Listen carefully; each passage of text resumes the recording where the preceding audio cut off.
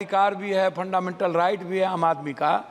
तो अध्यक्ष महोदय, फंडामेंटल राइट पे जीएसटी, जिसको हमारे आदरणीय वरिष्ठ नेता गडकरी साहब ने लिखा भी है कि जीएसटी पर जो बीमा है उस पर यदि उसके सामान पर, जिन चीज़ों पर यदि आप इतनी जीएसटी आयुर्वेदी पर 15% लगाएंगे, और हमारा देश जो है फार्मा के लिए जाना जाता है दुनिया में, वर्ल्ड में, लेकिन जब हम फार्मासिस्ट की बात करते हैं तो आप किसी भी दुकान पर देखिएगा सभापति महोदय की जेनेटिक दवाई और आयुर्वेद की दवाई नहीं के बराबर रहती है, और कोई डॉक्टर नहीं लिखता है।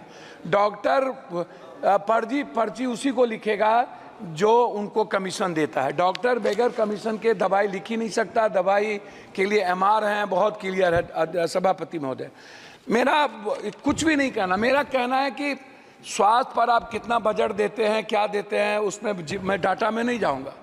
मेरा 43,000 निजी, 69,000 अस्पताल है इस देश में, 39,000 अस्पताल प्राइवेट है, प्राइवेट।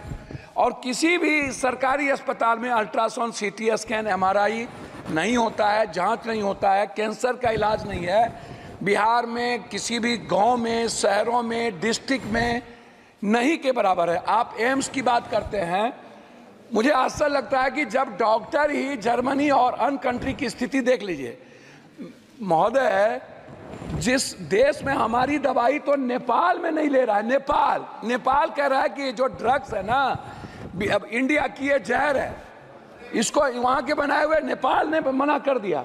और जो दवाई वर्ल्ड में हमें नहीं, हम विश्व में वही अध्यक्ष महोदय बात तो जो दवाई वर्ल्ड ने नेगलेक्ट कर दिया, या बोलने दी मालिक, अरे भैया हम बोलने दो, जो दवाई वर्ल्ड ने नेगलेक्ट। वो पप्पू भाई एक बात कह दूं, आज पूरी दुनिया में अगर फार्मा में या फार्मास्यूटिकल में आप करीब 40% तक पहुंच गए, तो अगर इस तरह से कहें कि हमारी दवाएं हैं, नहीं, एक तरह से अपने देश की दवाओं का, नहीं, मैं वही बात तो कह रहा हूं। में क्यों कह रहे हैं वही आप तो यू शुड फील प्राउड कि सभापति महोदय, कहीं जो क्वालिटी, सभापति महोदय, मैं वही, ठीक बात है, मैंने फार्मा की तो बात की, लेकिन मैंने कहा कि डॉक्टर नहीं लिखते हैं। मैंने दूसरी बात कही कि जो दवाई अन्य कंट्री में बैन कर दिया गया उसको हम चला रहे हैं।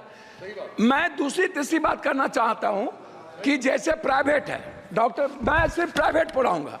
प्राइवेट फीस कब कितना लेगा? 1 महीने में 3 बार बुलाता है पेशेंट को, मिडिल क्लास को।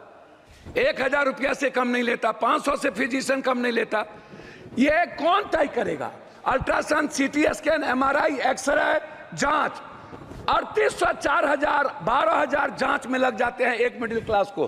300 रुपया देने वाला किसी भी, आप उठा करके देखिए madam, medical council of India का जो रूल है सभापति महोदय, वो क्या कहता है? वो कहता है, बात को संक्षिप्त सर, मैं अपनी बात, इसीलिए दिक्कत होता है कि वो क्या कहता है। डॉक्टर कहता है कि नहीं, जांच तुम मेरे यहाँ कराओ, जांच मैं जहां कह रहा हूं वहां कराओ, उसके बाद मैं मान्यता दूंगा।